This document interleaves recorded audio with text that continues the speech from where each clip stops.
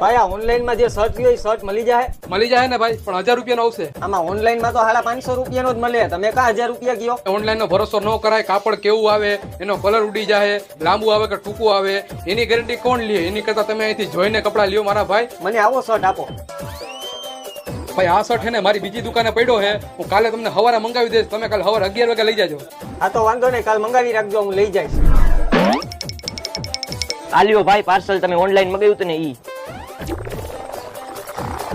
એ મારી ઓલી બીજી દુકાનેથી તમારો જે શર્ટ આવવાનો હતો ને એ આવી ગયો હે, લઈ જાજો. લાવો ભાઈ ઓલો શર્ટ, આલ્યો 1000 રૂપિયા. હાલ્યો કરી લ્યો ચેક.